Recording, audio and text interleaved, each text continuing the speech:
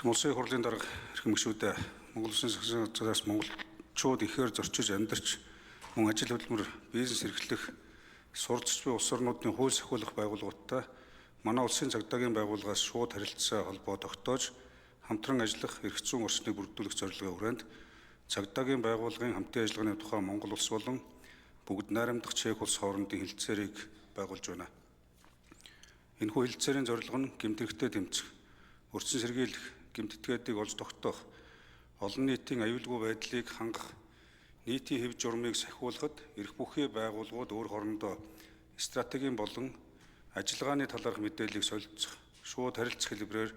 хамтын ажиллагааг гүн зэрэгүүлэн бэхжүүлэхэд оршиж байна. Хэлэлцээрийн төслийг Улсын хурлын хууль зүйн байнгын ороо болон аюулгүй байдал гадаад бодлогын байнгын ороо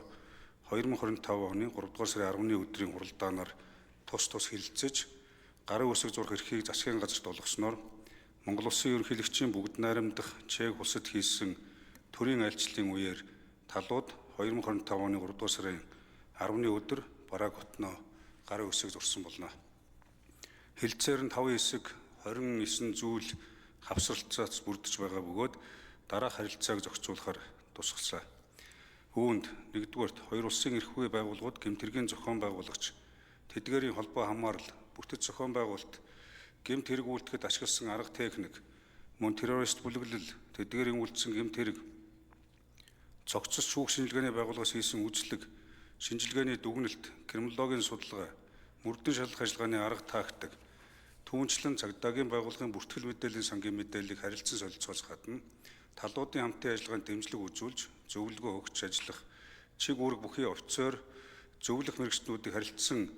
илгээхтэй холбоотой харилцааг зохицуулсан. 2-р эрүүгийн эрэг шийдвэрлэх ажиллагааны хэрэг бүртгэх, мөрдөн байцаах шатанд хоёр улсын цагдаагийн байгууллагын мөрдөгчид эрх зүйн тусалцааны хүсэлт гаргах замаар гэрч, шинжээж, сэжигтэн яллагдагч болон бусад этгээдээс тайлбар мэдүүлэг авахаас гадна талууд хэрэг хянан шийдвэрлэх ажиллагааны нууцад хамаарах баримт бичиг, мэдээлэл, нотлох баримтыг харилцан солилцох боломжтой болох юм. 3-р талуудын эрх үхий байгууллагуудын алба хаагчид хилцэн тохирогч нөгөө улсын нутаг дэвсгэрт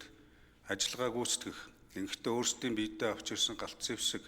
сум, бусад тоног төхөөрөмж, тээврийн хэрэгсэл, агаарын хөлөг, албаны нохой, унлаг морь зэргийг ашиглах боломжтой ба талуудын эрх үхий байгууллагууд гамшигын үеийн хохирогчийг тодорхойлох багийг нөгөө улсад нутаг дэвсгэрт харилцан томлох замаар тодорхой төрлийн үйл ажиллагаа гүйцэтгэдэг холбогдох харилцааг мөн зохицуулсан. 4-р талууд сургалтын чиглэлээр хамтран ажиллах буюу хамтарсан сургалт семинар, дадлага сургалт, хэлний сургалт зохион байгуулах, мэргэжлэнүүдийг сургах ба үүнд тодорхой ажилтныг томилон оролцуулах, сургалтын агуулга хөтөлбөрийг боловсруулахад шинжээчдийг харилцан оролцуулах, дадлага сургалтад ажиглагчдыг оролцуулах зэрэг асуудлыг зохицуулахар тусгаад байна. Иймд энэхүү хэлэлцээр нь олон улсын гэрээний тухай хуулийн 8-р зүйлийн 8-ын 1 дахь заалтад 1-ийн 4 дахь заалтад заасны дагуу соёрхон батлах олон улсын гэрээнд хамаарч байгаа тул цагдаагийн байгууллагын хамтын ажиллагааны тухай Монгол улс болон бүгд найрамд Чех улс хоорондын хэлэлцээрийг соёрхон батлах тухай хуулийн төслийг холбогдох журмын дагуу хэлэлцэн шийдвэрлэж өгөхийг хүсье. Анхаарлаа тулсанд баярлалаа.